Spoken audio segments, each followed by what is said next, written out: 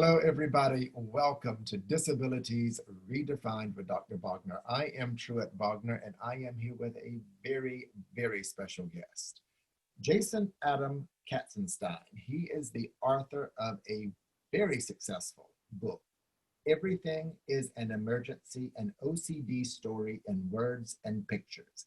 In this book, he shares his story, his journey, and success along with having OCD. You have made the statement before that when you were younger, like in childhood, before you got diagnosed, that you knew something was wrong.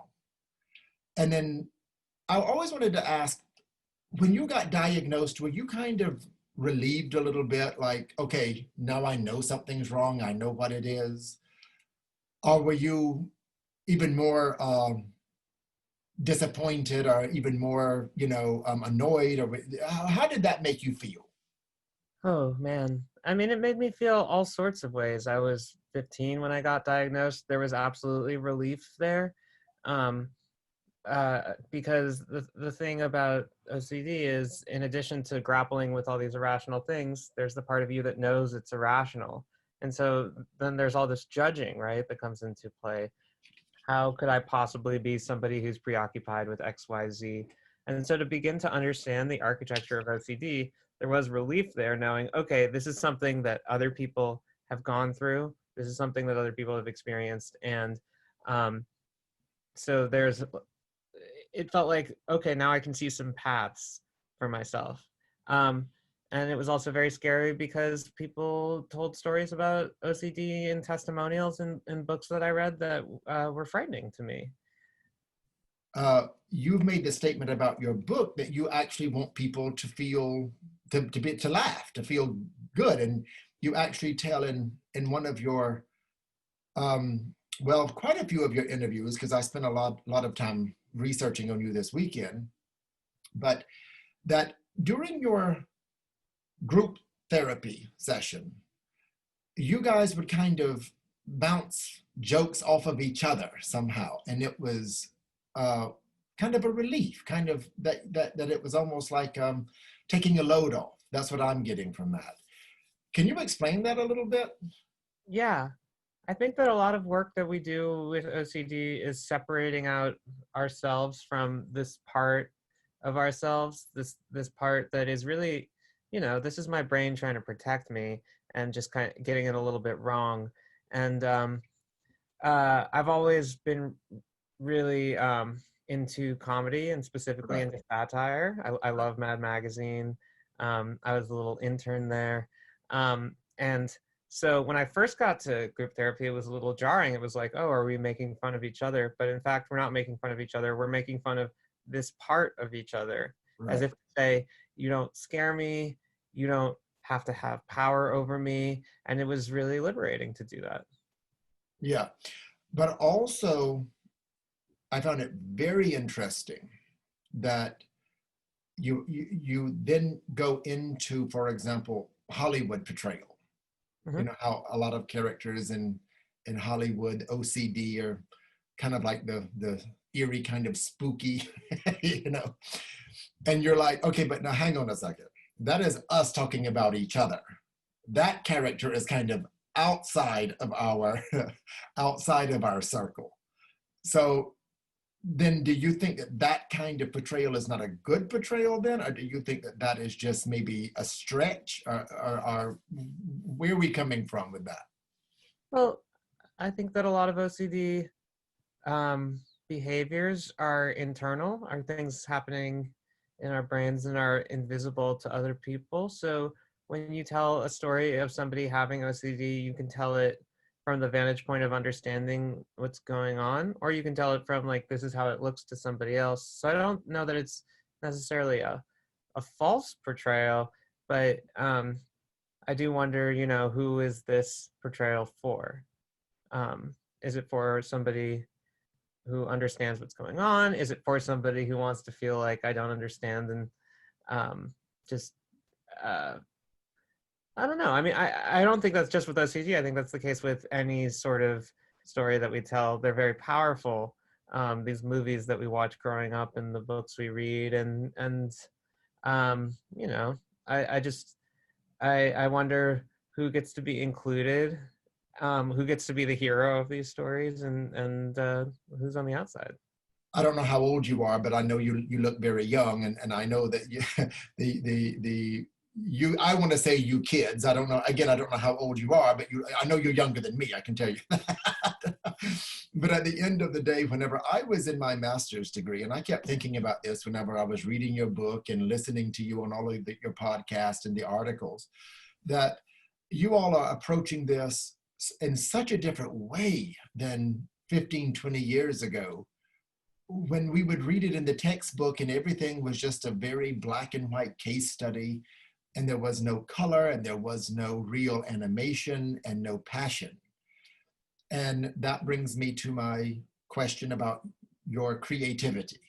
Now, I'm sure you get asked a lot about an artist and how who you are, your identity, you know, with an OCD, obsessive compulsive disorder, is part of your creativity. But at the end of the day, you know, how much do you appreciate what you've been through to where you can share this great story in a wonderful book like this, and put it out there, and knowing you're no less helping other people?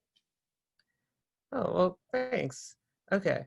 A few things to unpack here. I guess Yeah. first off, the textbooks were what I read.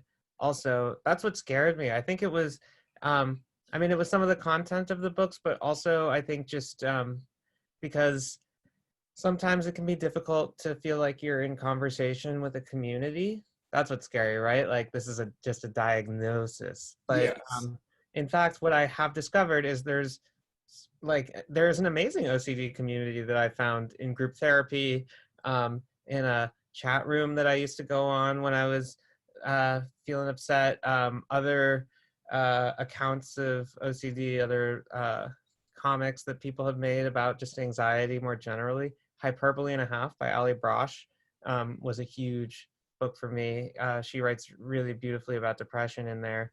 Um, and that was a comic, and it was a big inspiration to me because it was like, oh, you're using the tools of this medium to tap into something so personal and to express things that were felt even if they weren't necessarily seen. Um, and I think that I spent a lot of my life feeling ashamed about having OCD, not really knowing how to talk about it, being afraid that if I spoke about it with the people I love, that they would feel alienated, they wouldn't understand. And when I did begin to actually bring people into this and talk to them about it, I was surprised at how understanding people were. And maybe even if somebody didn't necessarily relate exactly to that experience, like their brain wasn't turning in the exact same way, um, this stuff was all approached with so much empathy, and it just felt like it felt relaxing to me to be able to talk about it, right? And I mean, part of that was just figuring out what I had, what I was going through, what I might expect, how I could help myself, and so I made this book because now that I feel more comfortable talking about that stuff, I wanted to write it all down, and I want people who just get diagnosed to understand that, sure, there's some stuff that's upsetting and scary about OCD, as is the case with anything anybody's dealing with, but it can also be hilarious and strange, and there are things that can really help. And most importantly, you are not the first one to go through this, and you're not alone, and it's something that is worth talking about, and it's something that's worth sharing with the whole community. So this book was just, I wanted to participate in this community that has meant so much to me. Right, right. Great answer. Yeah. It was a lot to unpack, but you did a beautiful job. And I just feel so happy to have you here after reading so much about you in this book. And I do want to share two areas of the book, if it's okay. Please. And then we'll get back to a few more questions. On page, and of course, I want to say one more time, Jason Adam Katzenstein. The name of the book is Everything is an Emergency, an OCD Story in Words and Pictures. And it is from Harper Perennial. And you can get your copy on Amazon, as I did.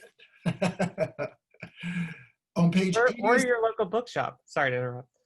Yes, of course. Yeah, absolutely. It's doing very well. And also you can catch Jason. What is your Instagram if they want to find you there? Because you put a lot of stuff on Instagram as well. What? I do. Yeah, it's at J.A.K._. Yes. And you Those have are my a handles. massive following. Yeah. On page 86, yes, you talk about being in high school. Um, these great images here. I just want to read, the intrusive thoughts might appear at any time, at any unguarded private moment, or at a party. They might loop for minutes, hours, or days. Some part of me deep down is dreaming up these torture images. I'm fighting a brain battle with myself. But then you speak about going to college, and it's almost like in the beginning, a euphoria. So that journey from high school to college, I was somewhat fascinated by that. Yeah, I mean, I think that in a lot of ways, this is really a book about coping in the short term versus coping in the long term, and about responding to change. And college was a big change, and I loved it. I was just really excited. I met the people who continue to be my best friends. I loved campus. I loved the East Coast. I'm from Los Angeles, but I really um, I had a great time with the seasons changing, and yeah, I don't know. Just dinners that would last hours and classes that I really loved. I felt challenged. I played in all these bands. It was just a genuinely wonderful time in all these new ways. And I think that with all of the excitement and all of that positive change, it was a relatively calm period for my OCD, at least for a little while. Mhm.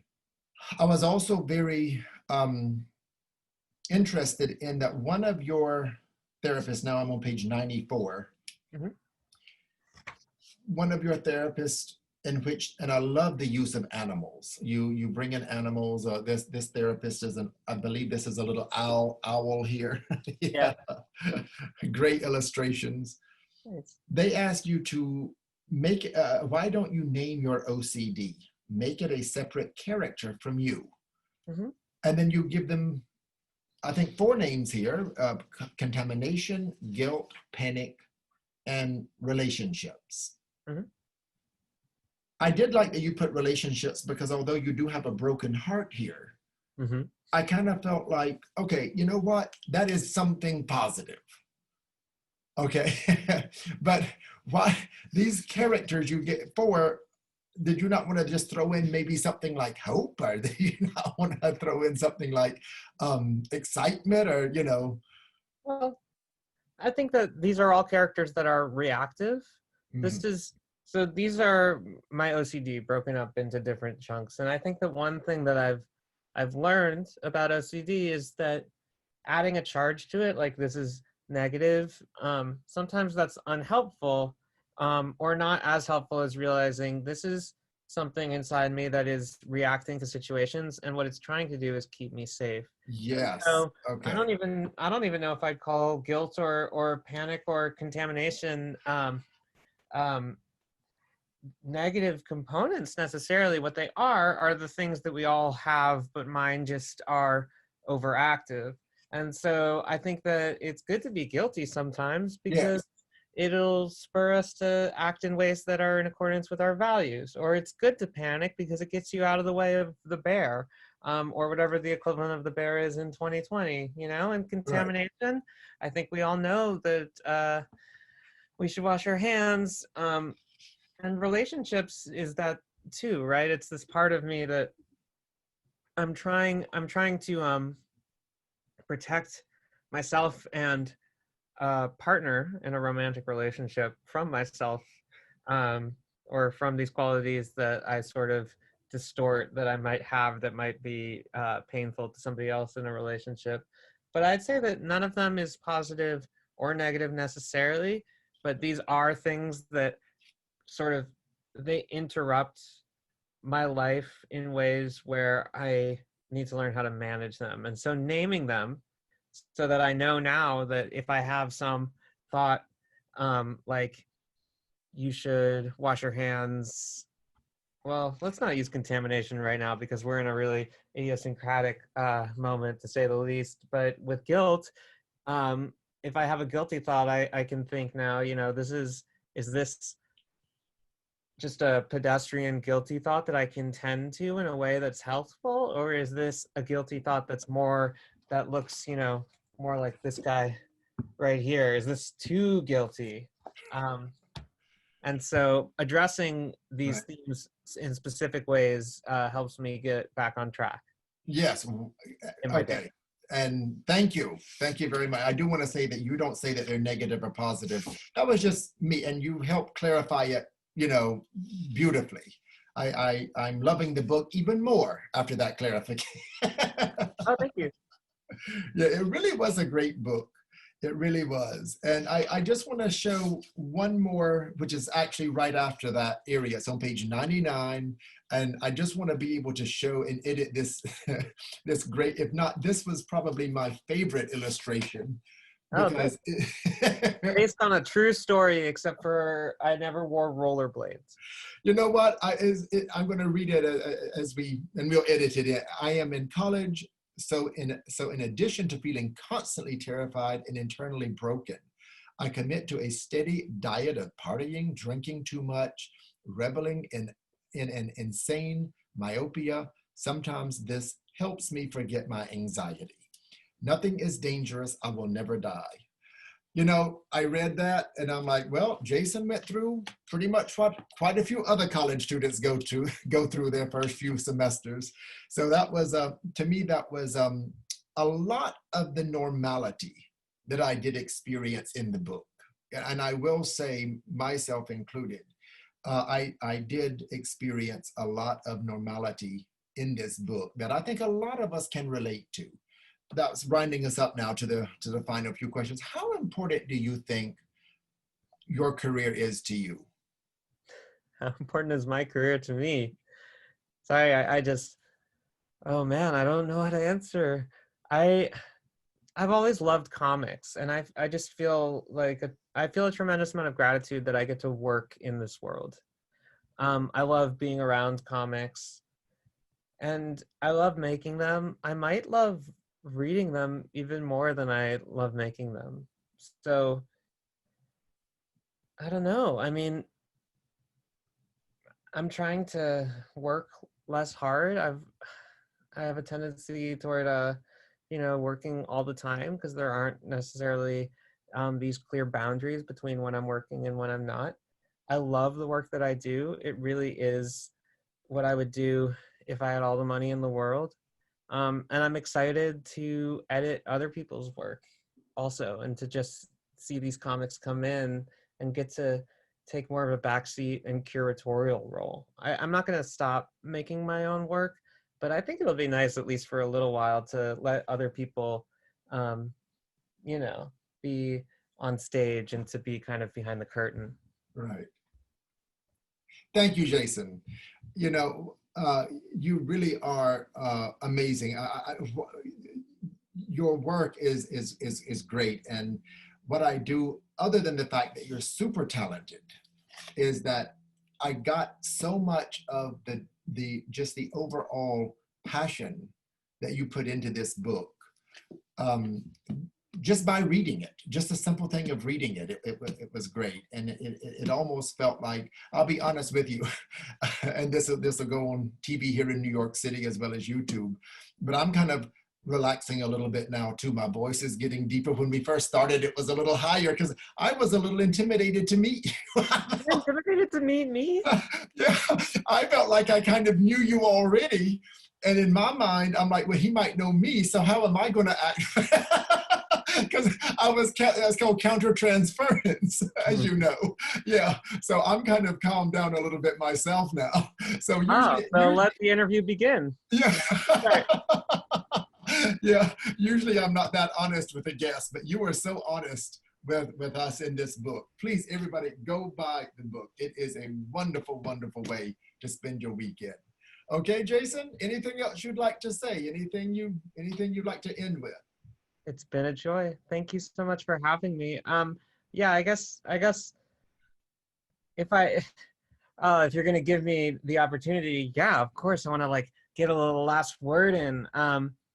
Just I want this book to help people to feel less alone. If you have OCD, hopefully you read it and you see something in here that can be helpful. If you know someone or love someone with OCD, I hope that this helps you understand what they're going through. And if you're curious, I hope that it's illuminating. But ultimately, like, it's a privilege to be able to put this book out into the world and talk about it. And thank you so much for having me.